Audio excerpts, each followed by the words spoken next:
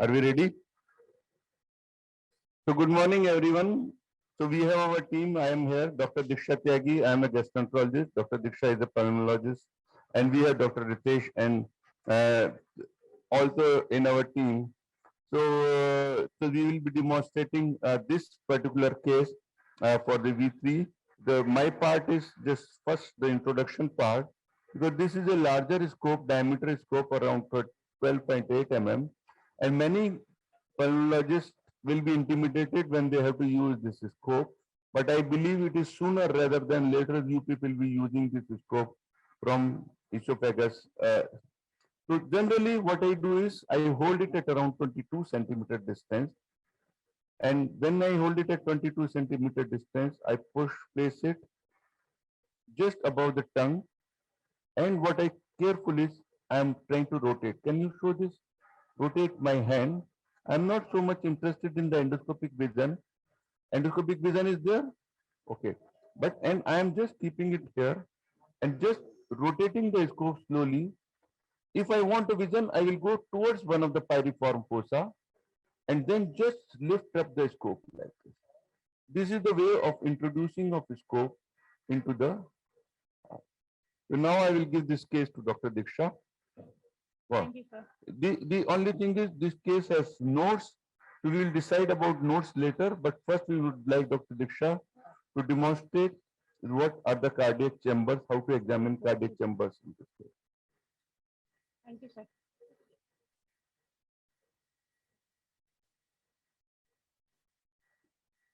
So, good morning, everyone. I'm Dr. Diksha Tyagi, and so we are at 33 centimeters from the upper incisor, and at the neutral position, you can see this is the largest pulsatile structure closest to the esophagus. Visible is the left atrium. So we'll be discussing the imaging of heart chambers, and the first structure should be identified as this structure, that is the left atrium closest to the esophagus. Then if we rotate our scope slightly towards in the anti-clockwise direction, then you can see a flying bird. We can say it is a flying bird-like structure.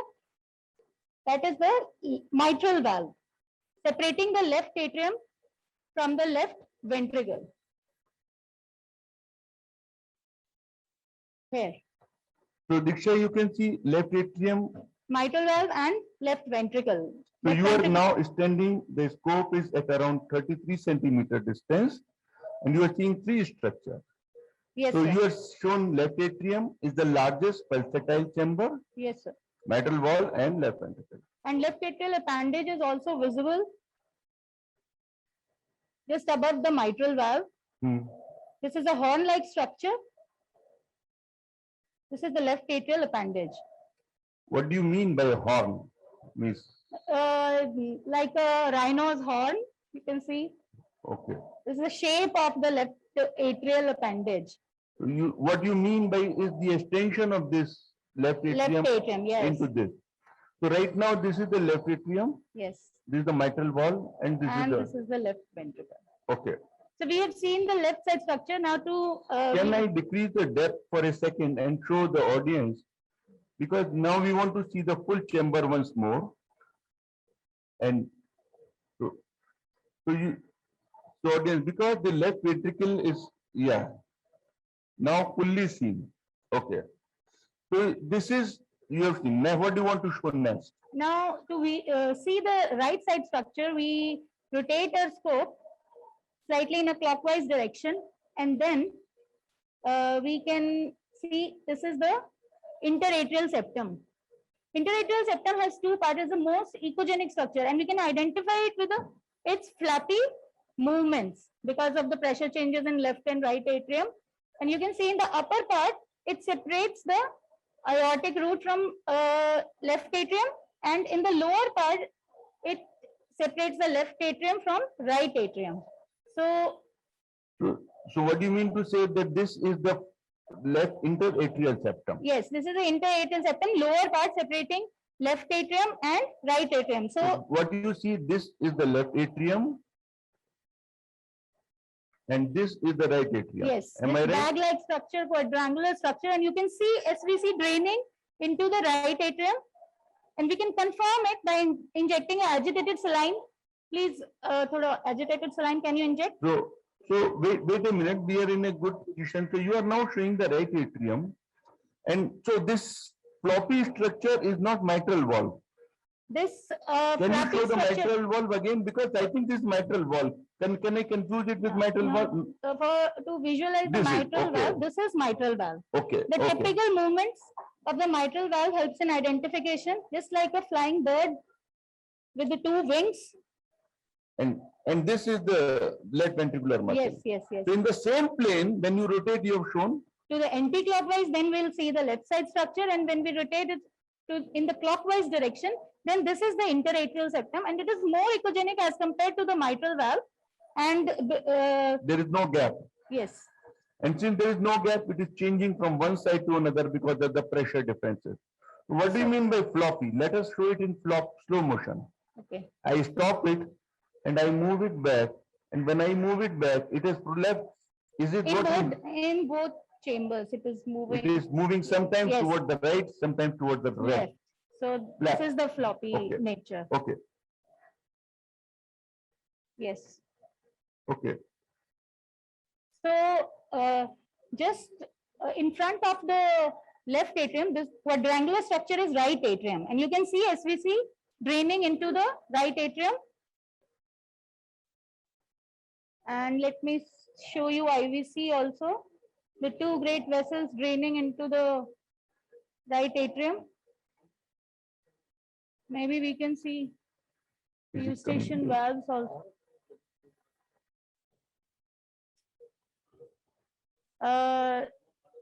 Arunji, can you inject some agitated saline so that we can confirm that we are in the. Wait a minute, Diksha. Okay. Yeah. So these bubbles, fine bubbles, they are appearing in the right atrium from the SVC. Can you pull the scope a little bit, because we want, yes. And move. So these are the bubbles which have appeared in the right atrium. So why have they not appeared in the left atrium?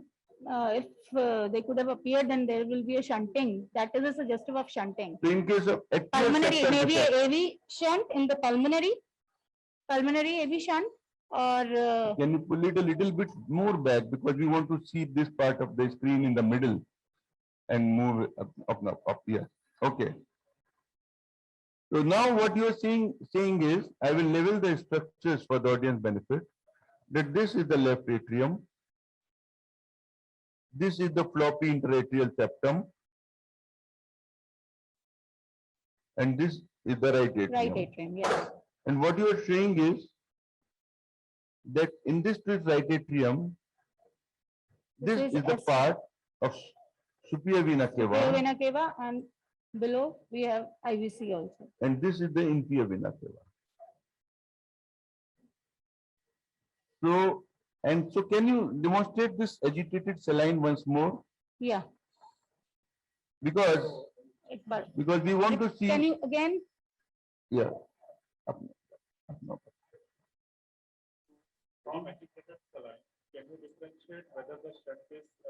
Yeah, it depends upon the number of cycles in the number of cycles. If it is less than 5 to 6, then it is a cardiac shunt. Otherwise, it is a pulmonary shunt.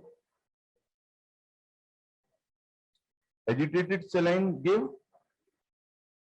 Yeah, the bubbles are appearing in the right atrium. So they are appearing in the right atrium. SVC. So they come like a shower through the SVC, and then they don't appear in the, So this is the way. So this is a nice demonstration of left atrial, right atrium, interatrial septum. Okay. So now, can you follow the IVC also, because maybe this IVC is important?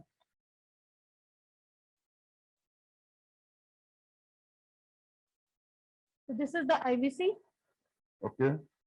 And this IVC we want to follow into the. So this Maybe we IVC can see will. the Eustachian valve in the IVC. So this IVC will go towards the liver. Liver.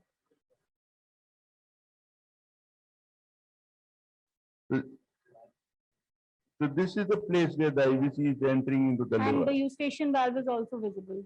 Okay. Okay. That is the eustachian valve. So you are seeing, is that the eustachian valve? Yes. Okay. Yes, this So- is the eustachian valve in the So the IVC. superior vena cava also has a valve. No, no, no. So, no valve. There is no valve in superior vena cava. The inferior vena cava has a valve, and this is the eustachian valve, you said. Okay. Yes. So we are now seeing, so can you, what are the structures would you like to show them? Now we have demonstrated left atrium, right atrium. Now, if we rotate further clockwise direction, slightly withdrawing my scope, Okay. and I think there are some juicy lymph nodes which are interfering with your yes, sir. examination. So this is the aortic valve, aortic root, and the cusps of the aortic valve. So this aortic valve. How would you describe it? It is as. Can you assign a name to this? So maybe in other case you will have a chance to see this aortic valve. Okay, but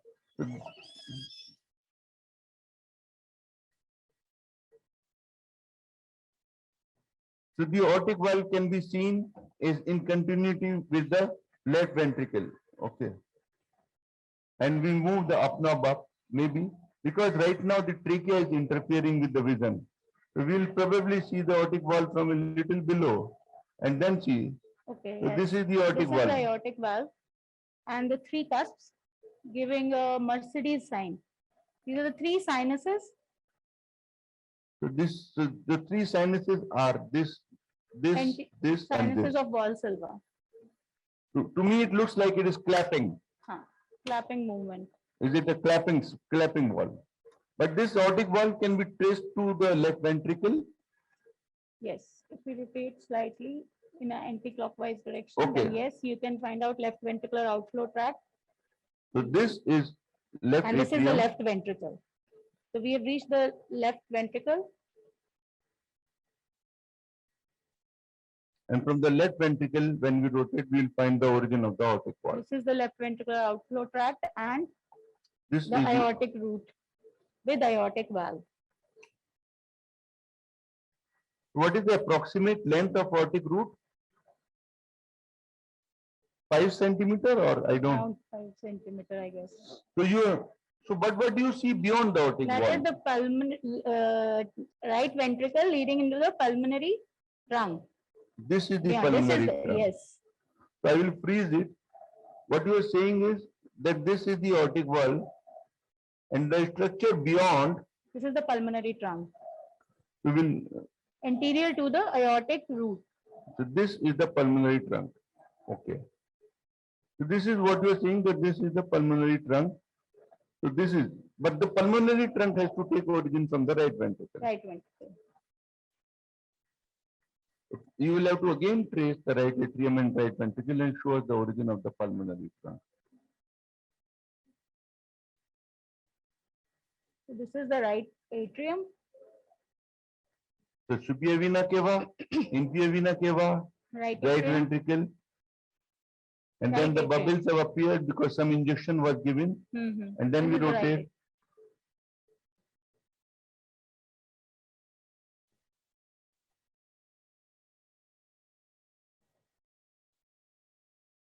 So this is the Right ventricle. Continuing right ventricle continuing into the pulmonary trunk. pulmonary trunk. Okay.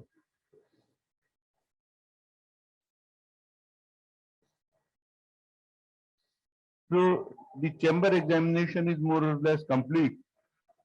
So now I would like to just anything else you would like to demonstrate? We can follow the pulmonary artery. Okay, you can follow the pulmonary artery, which in this case might be difficult, but the largest chamber is pulsatile left atrium. And if you can follow this pulmonary artery, pull back, we will see the right pulmonary artery above the left atrium.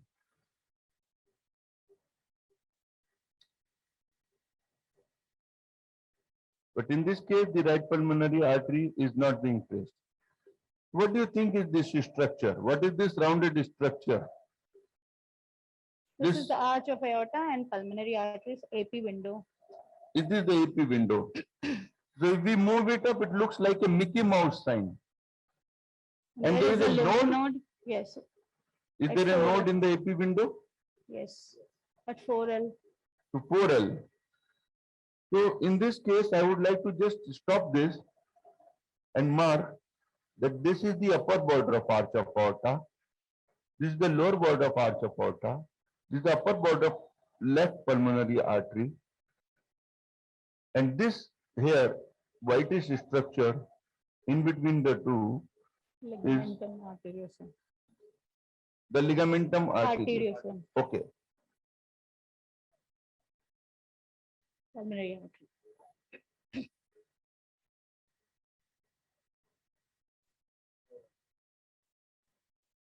So where do you expect 6L? Beyond ligamentum arteriosum is 5 node and adjacent to the aorta. It is subaortic is the 6th station. So 5 here. Yeah, and 6 is just. 6 is here. 6 is here. Yeah.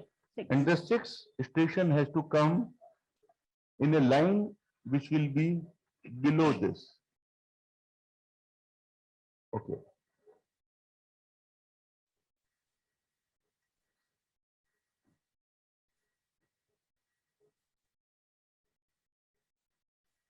This is the continuation of the pulmonary artery into the left pulmonary artery. Okay. What do you think is taking origin from the upper border of arch of aorta? This vessel.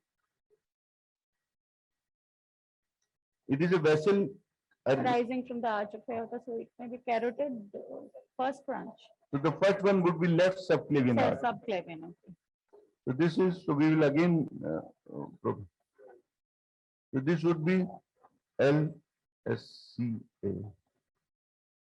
And this would be arch. Arch of aorta. And this would be the left pulmonary artery.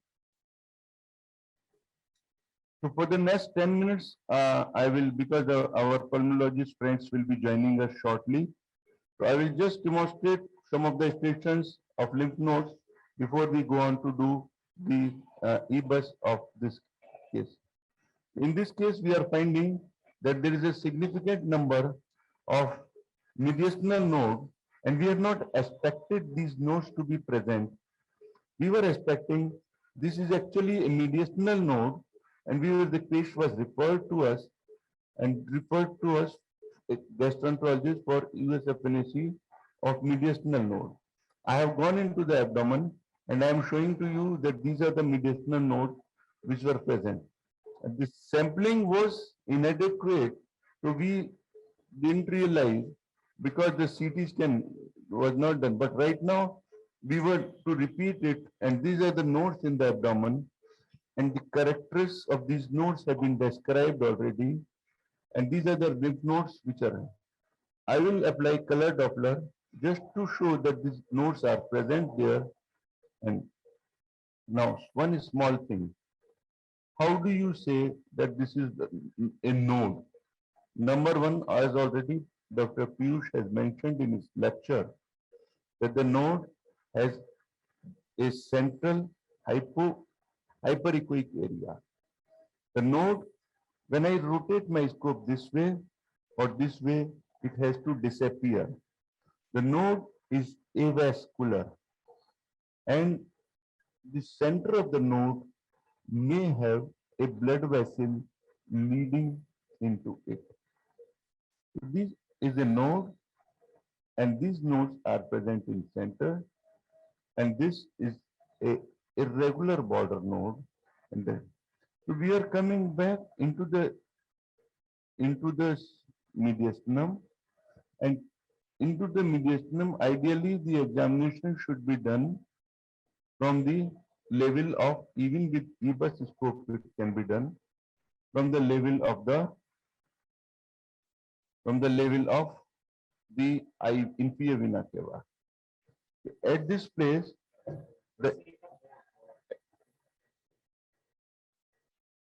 At this particular place, we are seeing a node at this point between the wall of esophagus and the inferior vena cava. We would like to see whether this lymph node, where is the lymph node? I would like to audience to pay attention to the fact whether this particular lymph node, where exactly is this? Is it in the central compartment of mediastinum or peripheral compartment of mediastinum? How do you decide it? Because the structure just beyond this that you see is the pleura. And why do you say this is pleura? Because the sound waves which are entering, going, striking this, they are creating multiple reverberating artifacts, and these are called lung rockets. In this case, I will measure this lymph node, which has got a diameter approximately of 6 millimeter, which is a rounded lymph node, and which is in the central compartment of mediastinum, roughly at the point of the joining of inferior vena cava. So this structure, this whitish structure that you see is the pleura. This is the pleura. And this is the pleura that is moving. So we are pulling it back, and we are pulling it back to come higher up. You can see this pleura is moving up and down all the way. And this pleura is creating lung rockets at the lung artifact. This pleura, just between the pleura, you see another vessel, and this vessel, what you are seeing here is, we will try to see it with low frequency, and this particular vessel that we are now seeing here, and beyond which the pleura is sliding, we will apply color Doppler on this vessel to confirm what is this, and this vessel is now seen here. I will block it, and this vessel is seen. Can we have the go back, go back, go back.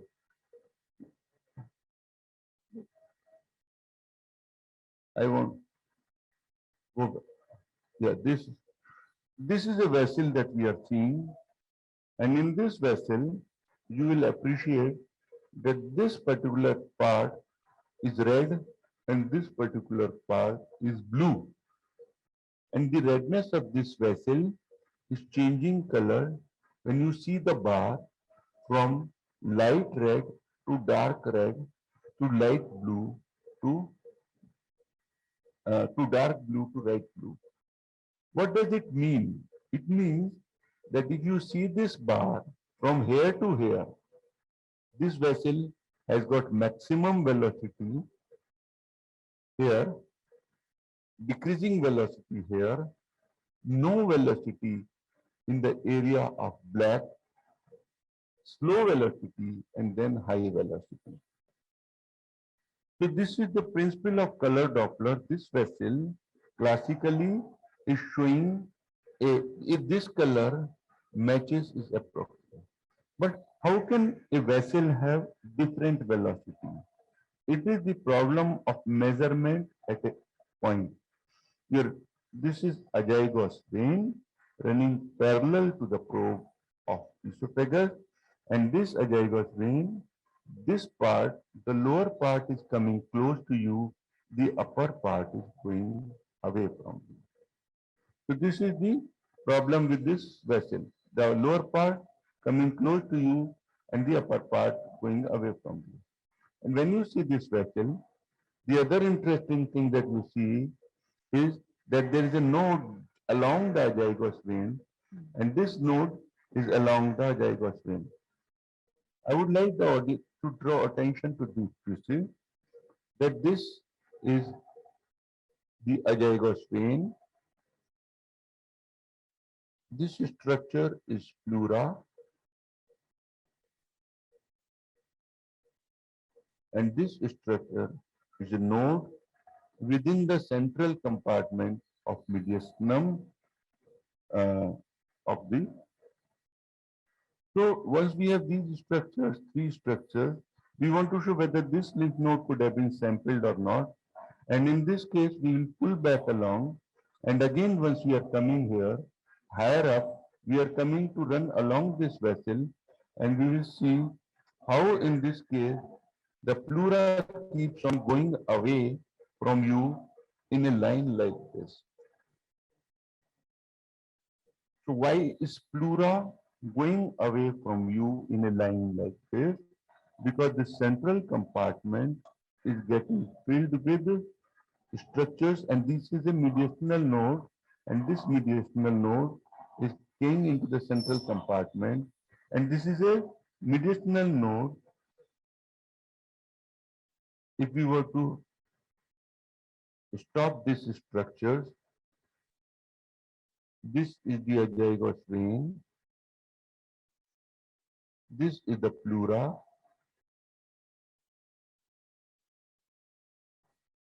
and this is a node,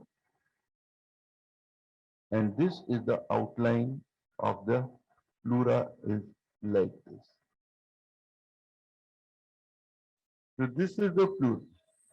So this is azygos vein, and not only that, we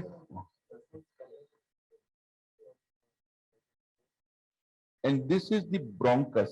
We are now finding the bronchus also, because this is the bronchus, and when I rotate this structure that we see here, this structure, if I were to zoom it, this structure, which is very hyperechoic and which has got the interruption in hyperechogenicity and which has got a diameter of about 2 centimeter, 1.8 centimeter, is the spine, and this structure in between the spine is intervertebral disc. So identification of this structure, and you can follow that these are the spines.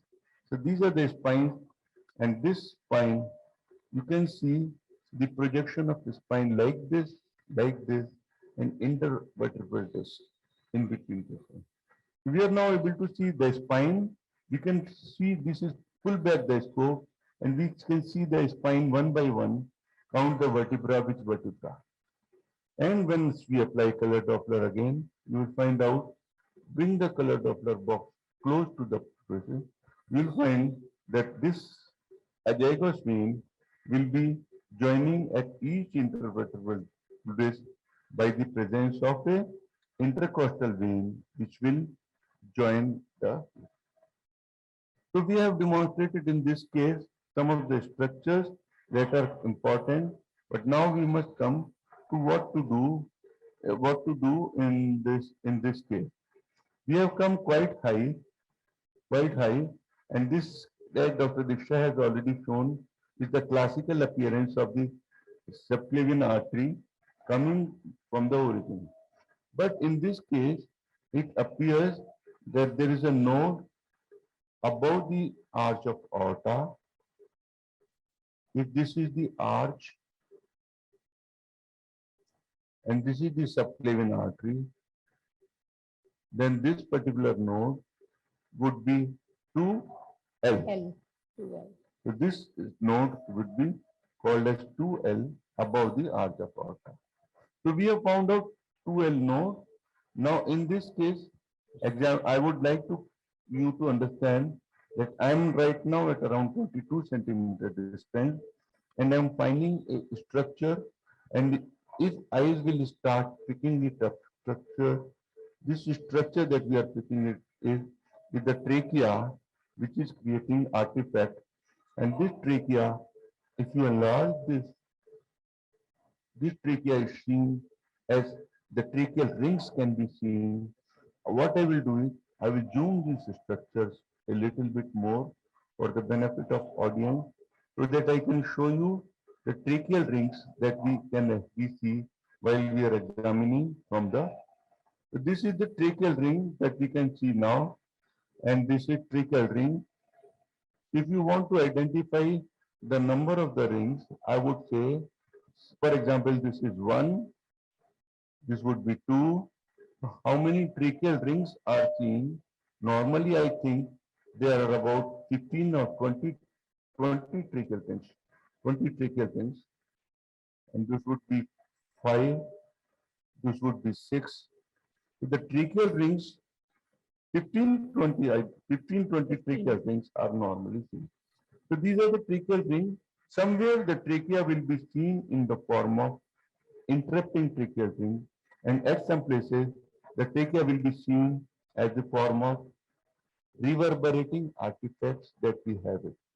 So the reverberating artifact that we are seeing is the same hyperechoic wall being reflected. So this is artifact number 1, this is artifact number 2, this is 3, this is 4, this is 5. Why these artifacts appear? Because they are reflection. These are tracheal artifacts, this particular eye. So we are seeing trachea and tracheal ring is what I have shown. So we have shown. The question is, once we follow the trachea a little bit down, we can follow the trachea into the bronchus, and in this case, the tracheal rings are followed easily into the bronchus. You can see these are the tracheal rings. I can follow these tracheal rings by increasing the frequency to high, and when I increase the frequency, I will optimize it, and then I will show you that the tracheal rings will be, and the trachea will be better seen. In this case, these are the tracheal rings that you can see. So this is how I would say, if you were to zoom it again,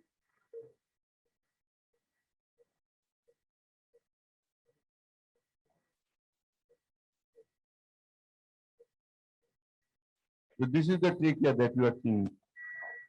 What you need to do is, because once you follow the trachea from around 25 centimeters, you can follow this trachea into the left bronchus, or into the right bronchus. And this trachea is now being followed into the left bronchus or into the right bronchus. Okay. So we have done with the examination of some of the structure. I have shown you in this case the spine. We have shown anything, Dr. Ritesh, you want me to add? Sir, you have shown 2L lymph node. So can you show where to find 3A lymph node? Where to find? 3A for ISLC. One second, I would like. In this case, I would like just to demonstrate that this is the subcarinal node, a subcarinal node, and this particular node has got a very hyperechoic center, and this subcarinal node is lying below the trachea. And in this case, when I rotate to the right, I am finding the right bronchus very clearly, and this is the definition of, this is the right bronchus. And this is the right bronchus, this is the left atrium. So the subcarinal area rise above the, and this is the subcarinal area, backspace, subcarinal area. And we will measure this particular lymph node. This particular lymph node is from here up to, is about 3.8 centimeter into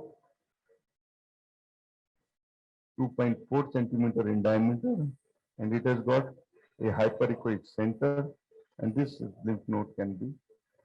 So in this case, the examination has shown the bronchus, the subcarinal area, the lymph node, and this lymph node we will now characterize further.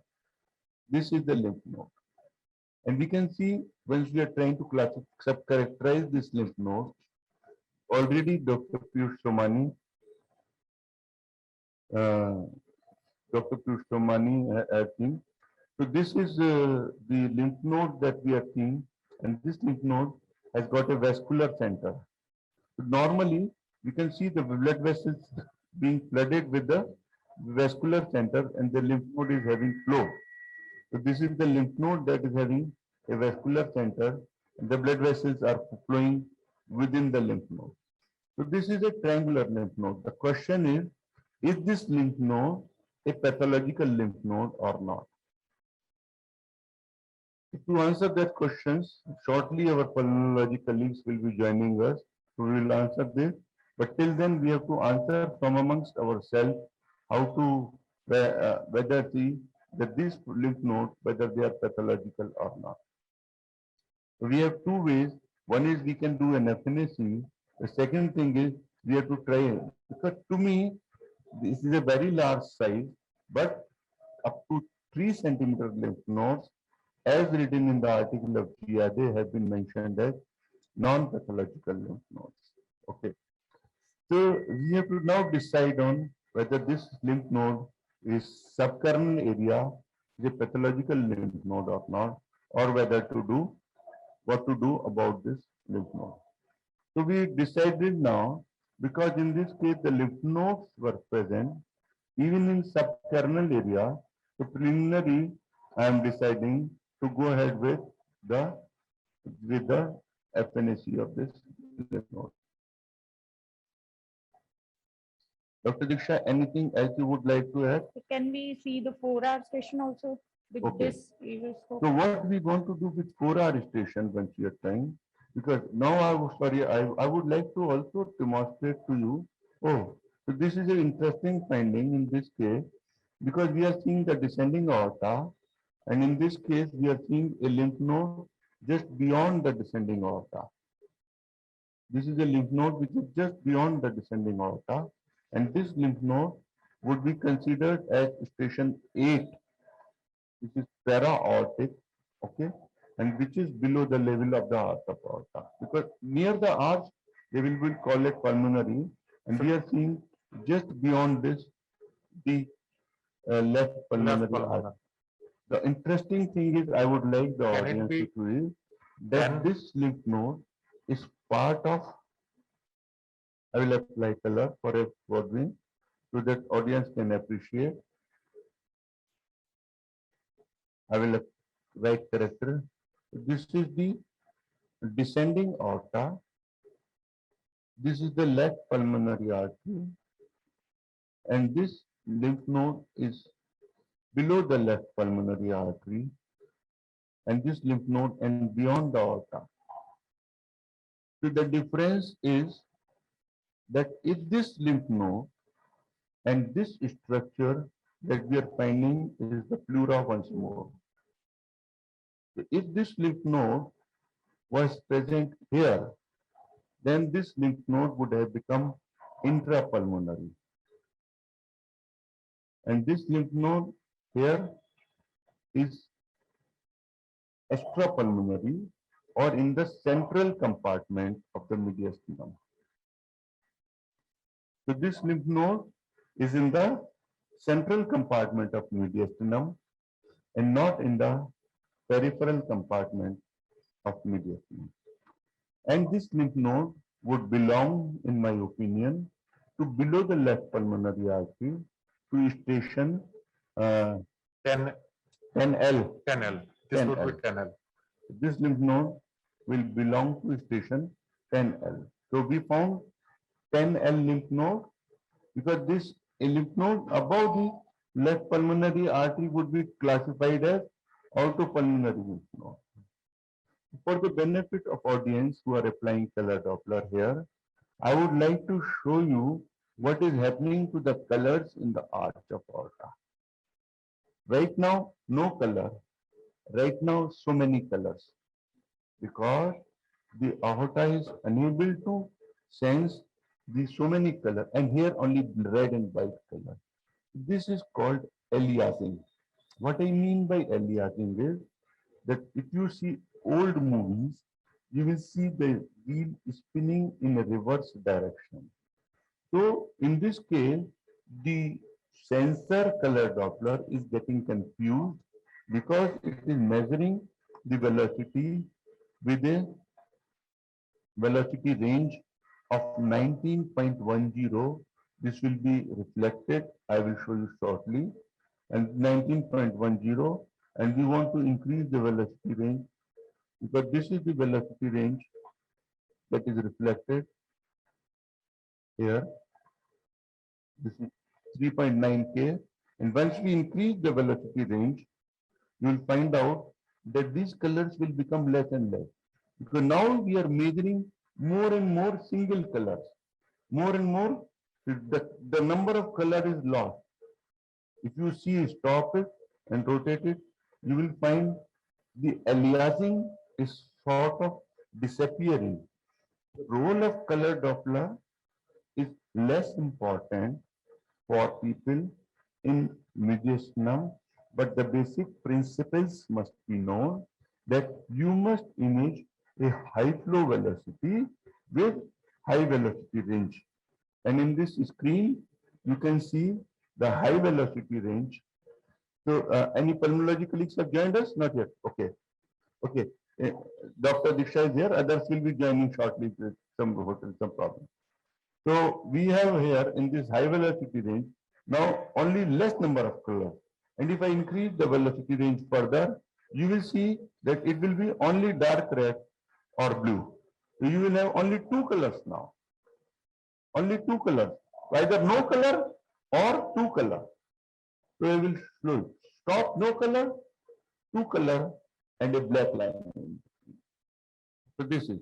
So you must measure too high a velocity. This is an appropriate velocity to measure. And then this, if I decrease the velocity further, then there is too much of aliasing and you cannot understand what is going on.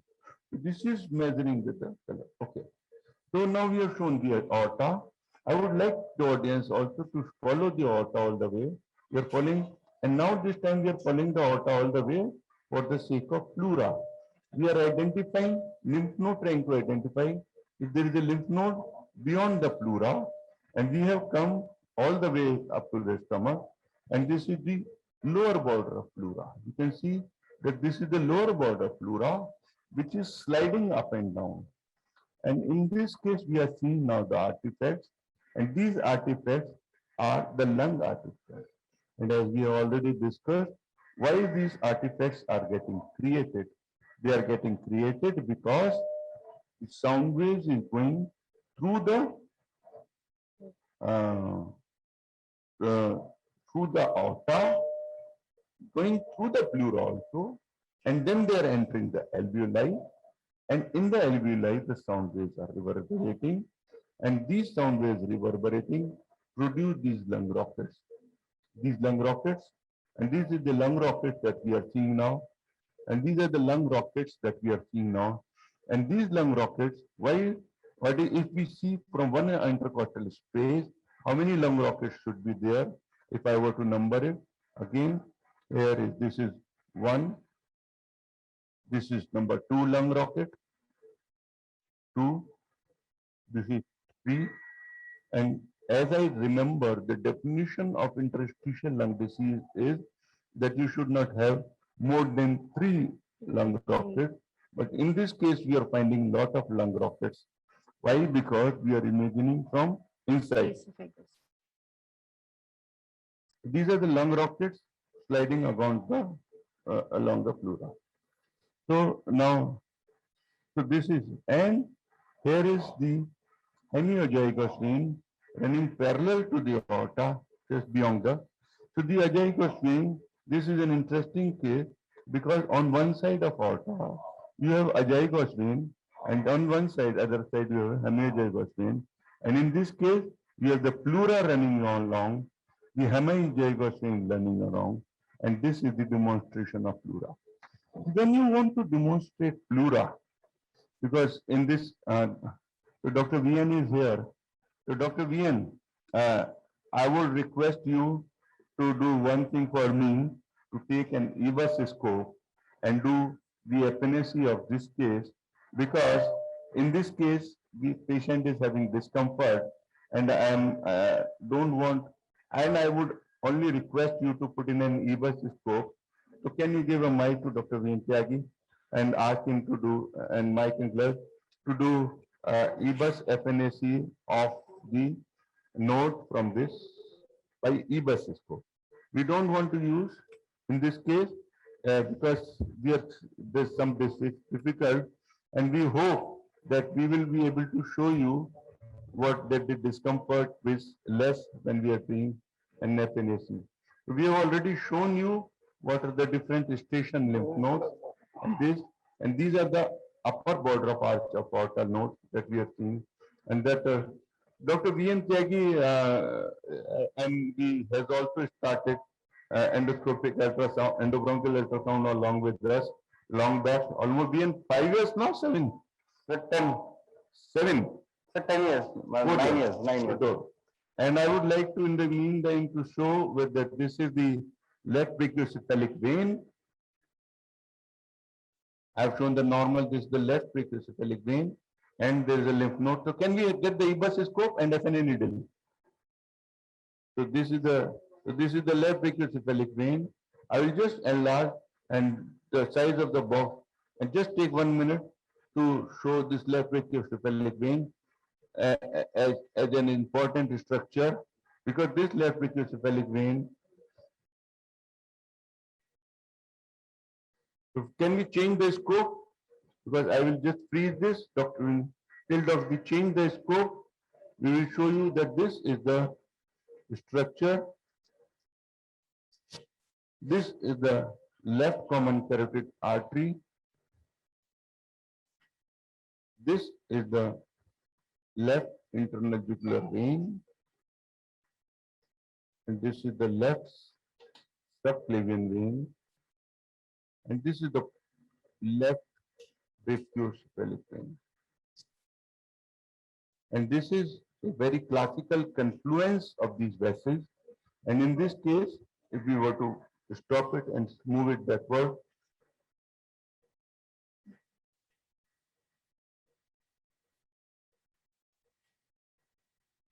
this. So this is the point of confluence, and I would like just to show you that it is in this particular union here. Here is where the thoracic duct will enter into this left brachiocephalic vein. So this is a brief point we have shown you that how to see, and also remember that the size of this left brachiocephalic vein is very big. So, and they appear very big and very intimidating. And Dr. Diksha, Yes, sir. any difference in image? Your question for you.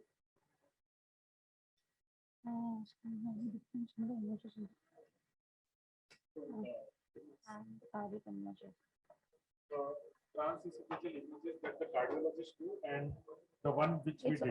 almost the same. There is no difference in the imaging. It's just the understanding, because that is also a transesophageal echocardiography. It's just we are not the cardiologists and we cannot do all of the examination of heart. It's the reason for this presentation is just to make them understand that while we are going into the mediastinum, we should know what structures we are coming across. So that was the main reason. We do not want to become a cardiologist. It's the same. Only thing is when they perform transesophageal echocardiography, it is a blind procedure, but for them, the axis can move along. So the measurements that they want to take for all the that is possible. Sometimes you might not get that angulation. Right. Images wise, it would be same. Same.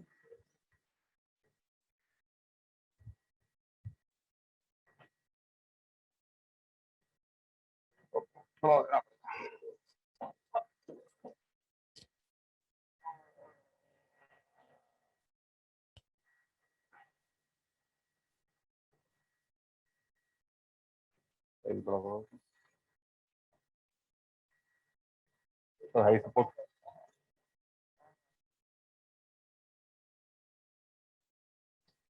Dr. VN, your scope structures are very similar to what we showed in the US.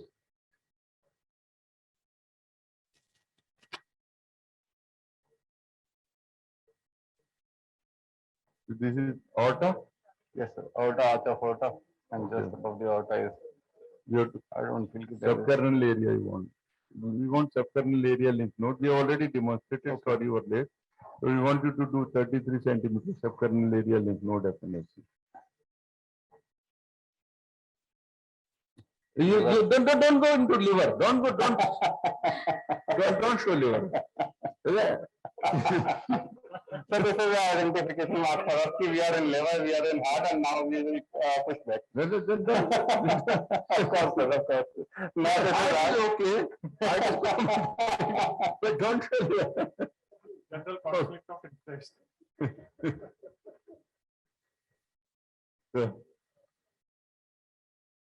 So we'll see. So you are rotating the scope to left and right. Yeah, this is left, but I wanted to see all the structures before. So what you are performing doing them. is rotating the scope from one end to another. With the left and right, we have to see the arch and aorta and follow the aorta. And what is this behind aorta? There is some problem, I think. No, this is the aorta, this is the pleura. You are at 44 centimeter. You will have to come to. No, so 30 to 35 centimeters. 44 is this. Now this is. See, just now you showed something. No, I was seeing also. Yeah. So you saw celiac trunk? So this is the celiac trunk you saw? Yeah. And then this is the left atrial you saw? Accidentally. Yes, sir. Playing well. Please stop being naughty. We have got 10 minutes left. Okay, sir. And we have got 10 minutes to do the EBUS FNAC, away subcarinal node. So I hope, you know. I wanted to see a larger lymph node, but I don't.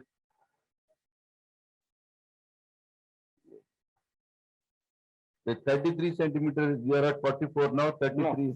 No, now I'm at 30. 38, yeah, okay. Centimeter is okay, I think. But identification of node is not. Yeah, this is there. No. This is liver again. Liver again.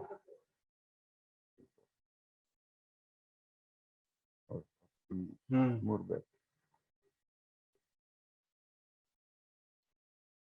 More. Yeah. This is a IVUS, and we have to see if we can go above the IVUS. Yeah, this is the node. Yes. Okay. Multiple nodes. Again, I think this is a single node. Sir, okay. Or this is the cluster, because the question is this is a cluster or multiple node. I would say that this is the sinus of a single node which is going all the way, rather than it being multiple but nodes. heterogeneity is different. We have maybe it's a caseous node. So we'll decide, but that we will decide.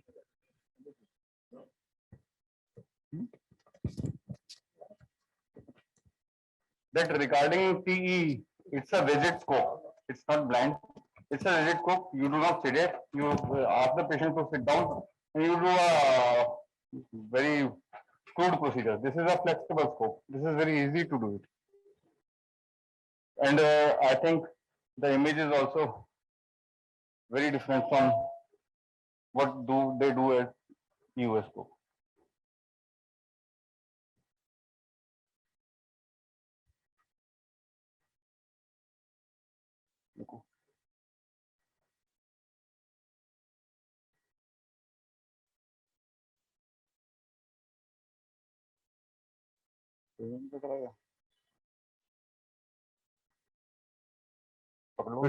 Shall someone hold the scope, fix the scope for him when he does the FNAC? Yes. So I think these are multiple nodes. Okay. This must not be different, and this is different. I feel this is different. What I feel or picture. Yeah. So what you're doing is you're fixing the node, fixing the openings and.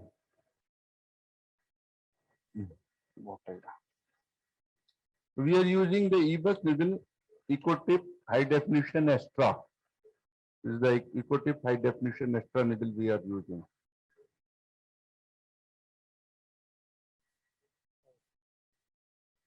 हमें पीछे जाना थोड़ा पीछे यहाँ बस ये रहना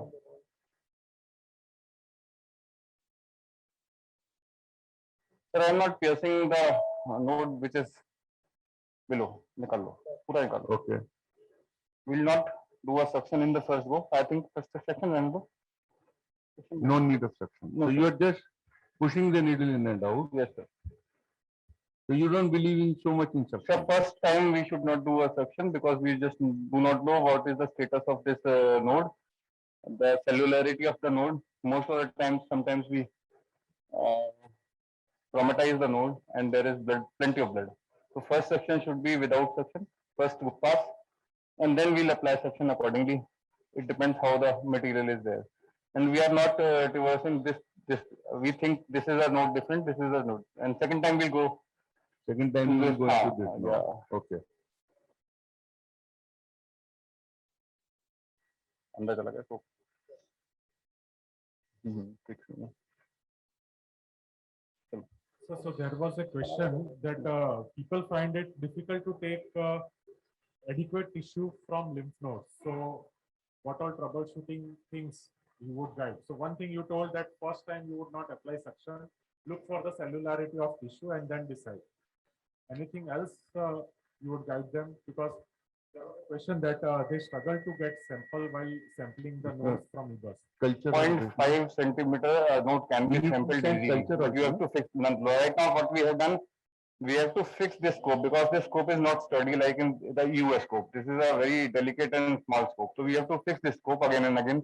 When we were doing our scope, in spite of this should be ideally the position, and we had pushed during this copy. We have pushed the scope inside, so that is a problem. Firstly, you have to fix it. You have to place it, and as anteriorly as possible, you go up to deep till the margins are there, whatever there it is. Maybe a vessel, maybe the margin of the node, but you should not reverse that.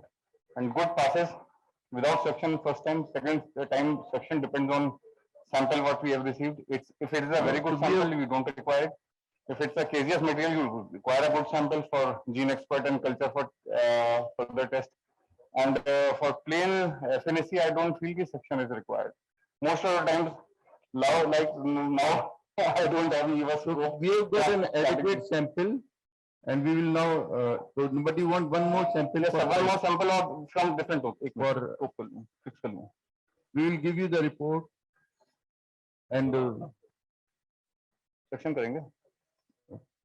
So, your preference is to first take FNA and or directly go for core biopsy? No, first FNAC never biopsy first time. And what is the reason for that, sir? You just never know what is the status of the node. Ideally, what we have done with Nodatum Malay after around 7 to 8 years, because I did not have any scope, I used to do TMNA. So I used to do TMNA first, then he used to do FNAC. So he has shown, demonstrated there is trauma with the TMNA needle, and node is hemorrhagic. So that has been shown. I think that is a. So that each person will have different logic, and there will be, however, randomized studies to control what you want to do, and then we will decide what we want to do. So we want to do 33 centimeter, same node. Yeah, this is the node. Now we want to go this way. This node. So once we want to focus it this way, we have to keep it somewhere here, because the needle is going to come from here up to this way. But this is a 4R station. Yes, sir. This is a 4 station. But we want to take the FNAC of the other node. We will.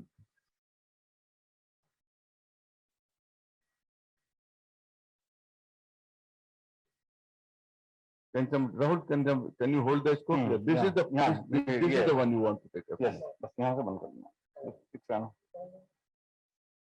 But this you will have to bring a little bit lower here. So I'll push. Pull back my scope here, so that I'll be able to go there, because I have to pull up the lever. Else, otherwise my needle will go here. If you want to needle pass this needle this side, so you have to pull the scope like this. Okay. But that may harm your tip and scope. So you should be little bit more experienced for that.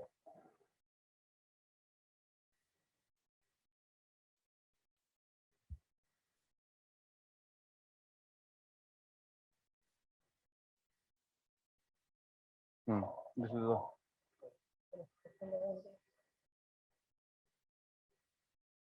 section on. This time you have gone into a different node. Yeah. You're going close to heart chamber. I know, You're not scared of hitting the heart. No, and not at all. And it's a very huge node. Still, I am very far away. No problem. No. You're scaring me. Don't worry, sir. Okay. We can puncture heart, no issues. You don't worry for that because muscles of the heart is very. Don't do that in my way. I'll not do. But in any case, if it is done, we need not to worry for that. Okay. So We are still more. We want to go at this point. okay.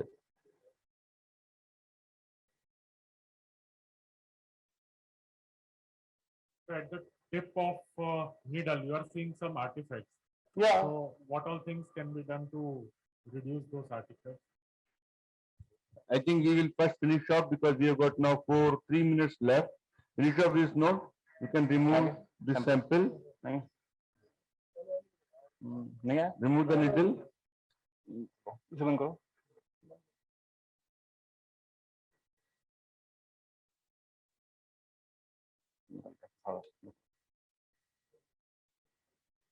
So Diksha demonstrated from heart from esophagus. Can I demonstrate heart? Will you use this scope to demonstrate the heart again by a EBUS scope? Diksha, or you would like to demonstrate? Come. Okay, you stand here because you have to put on gloves. We have got only 3 minutes there. We will quickly demonstrate the same structures by an esophagus scope because right now you said this is the left atrium. EBUS scope in esophagus. Okay. So this is left atrium, left ventricle, mitral wall, right ventricle, pulmonary trunk, right pulmonary artery. This is the right pulmonary artery, and this is the left atrium. And then you can see the. So this you can see the clapping sign, and this is the ascending aorta. Am I right? So this is the clapping sign, and this is the clap of the aortic root, and this is the bird of mitral wall. So the bird of mitral wall, the clap of aorta.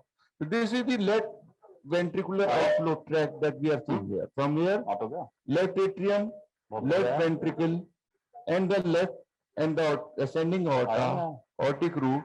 This, if we push it in a little bit more, this is the right atrium. This is the tricuspid wall. This is the right ventricle, which is smaller. And then this is the ascending pulmonary trunk. And then this ascending pulmonary trunk, at this particular place, we expect to see the pulmonary wall, which we will show in some other case. And this, from here, what is the small dot-like structure coming here? Coronary artery. Okay. So this is this coronary artery is ascending. This is the coronary artery. We will see. So this is the coronary artery. So we have shown the cardiac imaging from this part of esophagus. We have taken the sample and we are done with the case. We can now proceed with the next series of lectures, and we'll be back to you with our new faculty for live demonstration and more cases. We will try and demonstrate 2 cases in the next session.